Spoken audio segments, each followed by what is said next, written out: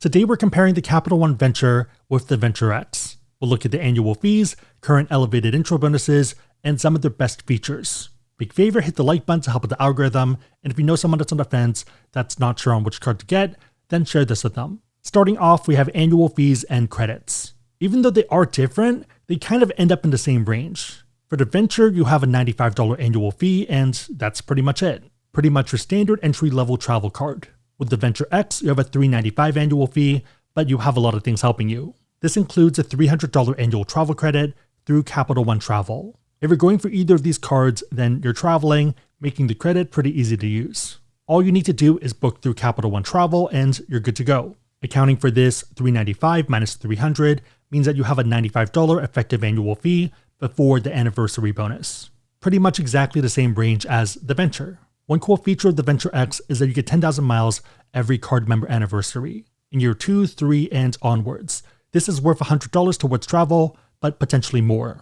Now the tables have turned. For the Venture X long-term, $395 minus $300 minus $100 is a negative $5 effective annual fee, so you're getting value by holding the card. As long as you travel, you're probably going to be fine. In year 1, both are in the same range. In year 2, though, the Venture X is a bit better, especially if you consider the other benefits that we'll get into. Wait, so is it one or the other, or can you get both? The cool thing of Capital One is that they're considered separate products, meaning that you can get both and get both bonuses. There's 1,000 reasons why you might want to do that. Reminder that you can only add a new Capital One card every 6 months, and you can only have a max of 2 personal cards at a given time. Note that they do ignore co-branded cards and also business cards. The reason you might want to do this is because of intro bonuses, especially so because one of them is elevated. For the Venture, you're getting a one-time $250 Capital One travel credit that's valid for 1 year. This is when you open the account. In addition, you're going to get 75,000 bonus miles after 4,000 in purchases in the first 3 months. Let's say that you're going to use them for travel. In that case, you have 250 plus 75,000 miles, which are worth at least 750, and that's 1,000 in travel. 1,000 value divided by 4,000 minimum spend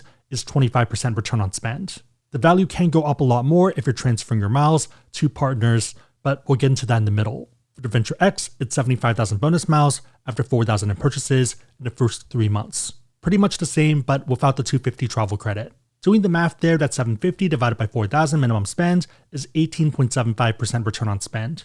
With the current limited time offer, the Venture is pretty compelling, even if you already have the Venture X. Especially so if you got the Venture X more than 6 months ago.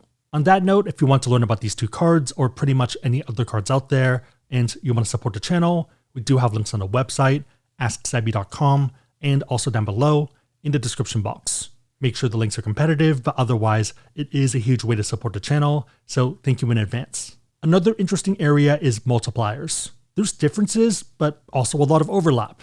For the Venture, you get 5x on hotels and car rentals through Capital One Travel, and also 5x on Capital One Entertainment. For everything else, you're getting 2x. For the Venture X, hotels and car rentals through Capital One Travel is at 10x, Capital One Entertainment is still 5x, but flights through Capital One Travel is at 5x. The Venture isn't bad, but Venture X is a lot better, especially if you consider the effective annual fee. One big draw of both cards, though, is that it's a great catch-all for your everything else spend, especially if you're transferring your miles to partners.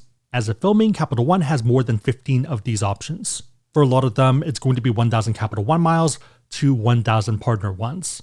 These include Aeromexico, Air Canada Aeroplan, Cathay Pacific, Avianca Life Miles, British Airways, Choice, Emirates, Etihad, Finnair, Flying Blue, Qantas, Singapore, TAP, Turkish, Virgin Red, and Wyndham. There's also other ones that transfer at a different rate. For example, Eva Air and Accor, but I would argue that those programs aren't that competitive, so I wouldn't transfer over there anyways. Both the Venture and Venture X allow transfers, and the process is pretty easy. You log in and under your miles balance, you're going to see travel. From there, you're going to see a bunch of options and you're looking at convert rewards. That's going to show you all the partners, you select one of them, and you enter your member number and confirm and tell them how many miles you want to transfer. Be super careful with this. I would only do it if you have a use case and you found availability. In terms of award search engines, my go-to right now is Seats Aero. If you're ready to travel, then you can do searches, otherwise you can set up alerts. For example, you can do a search for Flying Blue and then do a sort by different options, so in our case, it's by business class. If you want to fly from JFK to Paris, there's 1 and also 5 spots for August 3rd for business class, and it's about 50,000 flying blue miles and 228 USD. This is also one of the ways that normal people can fly first class. So let's say you want to transfer over to Air Canada Aeroplan. There's a bunch of availability for Boston to either Munich or Frankfurt for Lufthansa first. Generally for Lufthansa, it's going to be last minute. So here are 2 seats from Boston to Frankfurt and Lufthansa first for $90K Aeroplan, and about $70. The retail price round trip for this is about $13,000, so about $6.5K per way. A lot of people would consider $4K for round trip for Lufthansa first a pretty good deal. And for a lot of these, they do start from Europe or from abroad and go to the US. If you're interested in Seats Aero, I'll put a link down below. If you don't care about this type of travel, then that's fine. You can do normal travel. If you're going down that route, there are some pretty good features on both the Venture and Venture X. The first one is Capital One Travel, and it sounds pretty straightforward, but there's a lot of features under the hood. And in fact, that's how we booked some of our upcoming flights. It tells you whether it's a great price, good price, or fair, and whether you should wait or book now. Also, if the price does drop, they give you some of the difference. There's free price drop protection included, and if the price drops within 10 days, we get back up to $50 of the difference. It's not that expensive of a ticket, it's $216, so 50 back wouldn't be bad. Again, for business and first class, we're taking the miles and transferring out to partners to redeem that way. For economy flights though, this is awesome and pretty underrated. There also is Price Match, which sounds pretty good, but we haven't used it yet, so can't really speak too much to it. Online though, opinions seem pretty positive, but curious what your experience has been. Worst case, it's a nice to have. The other one is the Premier Collection, which does lean towards more expensive hotels. Probably not for everyone, but if you do travel abroad, prices can be a lot more reasonable.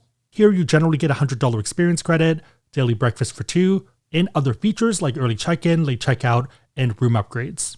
And again, this is on both the Venture and Venture X. One big difference though is lounge access. In this case, you really want the Venture X. The Venture X gets you into Capital One lounges and Plaza Premium lounges for you and up to 2 guests. You also do get a Party Pass membership where it's you and unlimited guests.